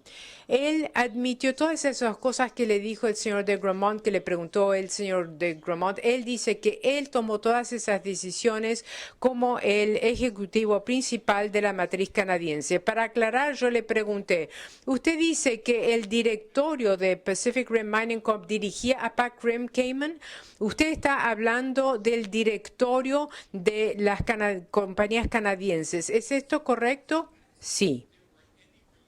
Y por si quedaba alguna duda, ustedes recordarán que el señor Shrake quería ir a la pizarra para poner un círculo alrededor de la familia de compañías y yo, por supuesto, le invité a que lo haga. Pues cuando un testigo quiere dibujar en mis diagramas, yo siempre les permito hacerlo. Y él dijo, en respuesta a ese dibujo, de que Pacific Rim Mining Corp es propietaria de todas las compañías, de todas las sociedades de inversiones, todas las sociedades operativas, todas las sociedades subsidiarias. Y Pacific Rim Mining Corp es propiedad en mayoría por accionistas norteamericanas. Y luego de que él dibujó el círculo, yo le pregunté, ¿y Pacific Rim Mining Corp también controla todas estas compañías de que usted ha incluido en el círculo? La respuesta fue sí. Y ustedes pueden ver que las compañías que él puso en su círculo incluye a la demandante y eso debería poner fin a la pregunta y a las dudas acerca del control. Por último, quiero referirme al tema de notificación y si la notificación de El Salvador en cuanto a la denegación de beneficios fue oportuna. He puesto en pantalla un extracto del artículo del Tratado de McKinney, pero realmente esa notificación no es necesaria suministrarla antes de que se presente para arbitración un reclamo por muchos motivos prudenciales. Vemos rápidamente cómo pueden suceder estos juegos ficticios. Podemos ver cuán rápidamente se puede cambiar la propiedad o la Constitución. Es difícil entonces saber cuándo es necesario suministrar la notificación de denegación de beneficios antes del momento en que las excepciones a la jurisdicción de un tribunal arbitral deben ser planteados. Ahora, El Salvador no podía denegar, no tenía motivo para denegar beneficios antes de que se vea el caso. Esa notificación no fue necesaria hasta junio del 2008, en cuanto la notificación de arbitraje fue suministrada. Mismo en ese momento, la notificación no era algo formal enviado por carta a funcionarios del gobierno El Salvador, ni fue dado en forma voluntaria por la demandante, sino fue suministrada en respuesta a la entidad responsable para registrar inversiones en El Salvador y luego de varios meses respondieron y dijeron sí, ha habido un cambio de nacionalidad. Pero aun si el conocimiento de que esta entidad sabía del cambio de nacionalidad, si eso se le imputa al gobierno de El Salvador, eso aún no nos estaría alertando de que esta es la entidad que va a interponer un arbitraje o que esta es la entidad que, en contra de todos los hechos, va a reclamar que ha hecho inversiones en El Salvador y entonces son un inversor protegido y al amparo del CAFTA. No habría forma realmente de saber eso. Y esto que pienso yo contesta una de las preguntas, y eso fue, El Salvador estaba en posición de invocar la denegación de beneficios cuando la notificación de intención fue impuesta. La respuesta nosotros planteamos es no, la notificación de intención planteó más preguntas que las que contestó. Por un lado, la demandante dijo que era un inversor norteamericano y que había hecho la inversión en El Salvador. Eso requeriría una investigación para ver si la demandante, para poder invocar denegación de beneficios en ese momento se tendría que haber llevado a cabo una investigación para ver si la demandante tenía actividades comerciales importantes y si eran de propiedad o bajo el control de una entidad no parte. Esa investigación se completó en parte para el momento en que se le dio alrededor del marzo de 2010 la notificación al representante comercial norteamericano. Pero como este tribunal sabe, nos vimos obligados a invocar la ayuda del tribunal para obtener más información, para poder así demostrar las bases para nuestra denegación de beneficios. En algún momento, y pienso de que esto sería para sus escritos post audiencia, sería muy útil ver la carta que ustedes enviaron a los Estados Unidos de América que indican qué información adicional necesitan ustedes y que no está en esa carta, ya que es parte del planteo de la denegación de beneficios. Y fue una carta detallada y creo que fue preparada sin el beneficio de este tribunal. Sí, eso es correcto, señor presidente, y vamos a hacer eso. Y esto me lleva a una respuesta a otra pregunta que usted nos hizo. Si podemos ver la siguiente diapositiva. Una de sus preguntas fue ¿por qué hubo demora entre la carta y el momento de invocar la denegación de beneficios en este arbitraje? Y respetuosamente nosotros diríamos que la pregunta realmente se tendría que formular al revés. ¿Por qué dimos notificación 5 meses antes de lo que nosotros pensábamos que era nuestra obligación? Tal como pusimos en pantalla, nos parece a nosotros que la invocación de denegación de beneficios debe ocurrir en el momento en que se hacen las excepciones a jurisdicción en un caso de arbitraje, que es generalmente cuando se presenta el memorial de contestación al fondo. Si no se hace en ese momento, nos parece que está derogado. Y otra pregunta de usted suya fue, ¿se puede esperar hasta después del laudo? No, creemos que no se puede esperar hasta después del laudo. Entonces, si esa es nuestra posición, y pienso que es una posición muy medida, dado lo que está involucrado en este caso, ¿por qué entonces notificamos al representante comercial norteamericano 5 meses antes de tiempo? Y la respuesta es porque esta es realmente la primera denegación de beneficios de la cual estamos conscientes según CAFTA o NAFTA, y porque tomamos en serio la oportunidad del gobierno norteamericano u otra parte que esté comprometida de iniciar consultas Estado con Estado. Queremos darles la oportunidad de decir: El Salvador, están ustedes equivocados, El Salvador han malentendido algo, El Salvador, los hechos no son correctos. Ahora, a pesar de esa oportunidad, no hemos escuchado nada. El Salvador no ha recibido nada, aunque podrían haber dicho algo. Y por eso emitimos la notificación antes del tiempo realmente que se cumple normalmente. El motivo por el cual nos parece que es apropiado esperar, o no esperar, pero el motivo por el cual no se debería requerir notificación a la invocación antes del arbitraje es que muchas cosas deben ocurrir. Hay que hacer la investigación fáctica, hay que contratar abogados. Muchas partes involucradas en este tipo de disputas no contratan sus abogados hasta después de interponer la notificación de intención, y nosotros fuimos contratados un poco antes, en marzo del 2009. Ahora bien,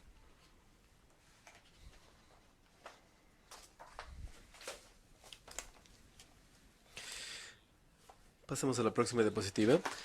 Esta interpretación que estamos instando no es una interpretación inusual. Estamos hablando ahora de la decisión del caso Emelec. En este caso tenía que ver con el TPI entre Ecuador y Estados Unidos, y al igual que el CAFTA aquí, el tema en ese caso no exigía que los inversores recibiesen una notificación previa, y el tribunal dijo que las excepciones a la jurisdicción en los arbitrajes eran el estadio adecuado del procedimiento para anunciar la denegatoria de beneficios.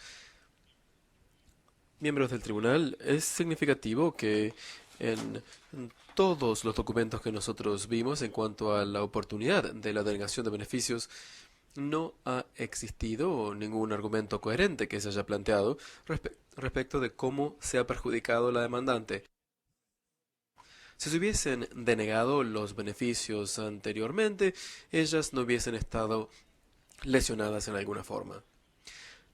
Lo único más cercano a un argumento de perjuicio es un argumento que no está respaldado por el texto del tratado y que más o menos dice lo siguiente.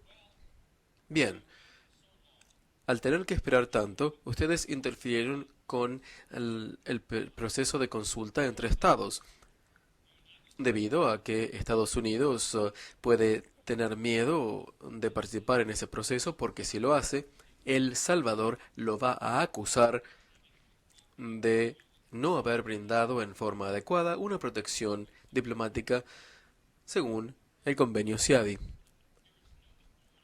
Primero, no hay autoridad alguna que nosotros conozcamos que diga que la participación en esas consultas de Estado a Estado constituiría una protección diplomática. Pero para evacuar toda duda, hemos consultado con el gobierno salvadoreño. Estoy autorizado hoy para decir lo siguiente. El Salvador no interpreta la iniciación de consultas en virtud de la disposición del CAFTA de denegación de beneficios como constitutiva de una protección diplomática a efectos del artículo 27 del convenio CIADI. En consecuencia, si Estados Unidos desea iniciar dichas consultas con El Salvador respecto de la denegación de beneficios, El Salvador no tendría objeción alguna a dichas consultas sobre la base de que serían una protección diplomática en virtud del artículo 27 del convenio CIADI, y El Salvador renuncia a todos los derechos que pueda tener a interponer objeciones a dichas consultas sobre la base de dichos fundamentos. Por último, se le preguntó al tribunal si Estados Unidos debería comentar respecto de estos temas. Pensamos que eso sí es útil. El tribunal tiene la discreción de indicar cómo formulará ese pedido a Estados Unidos, Pero le recordamos al tribunal que esta es la primera vez que la disposición de denegación de beneficios se invoca en virtud del NAFTA o del Telecan y del CAFTA. Finalmente, quería volver a poner en pantalla el tratado de Meg-Kinnair. El hecho de que las partes tengan la oportunidad de quejarse si piensan que se ha planteado en forma inadecuada la denegación de beneficios, pueden hacerlo. Con esto, entonces, agradezco al tribunal por su tiempo y culmino mi presentación. Muchas gracias. Creo que algunos quedan 10 minutos de reserva. Gracias.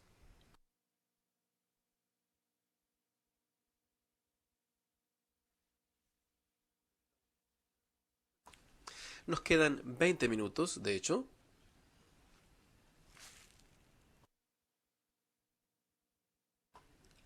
Le quedan a la demandada 20 minutos, nos informa la Secretaría.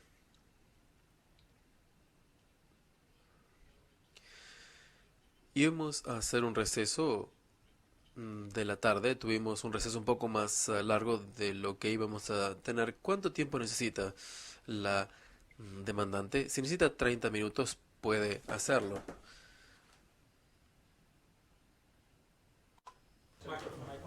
Excuse me, if we, Si pudiésemos comenzar a las 3 de la tarde, entonces. Bien, vamos a hacer un cuarto intermedio hasta las 3 de la tarde. Señor presidente, ¿el tribunal va a tratar el otro tema? Sí, gracias.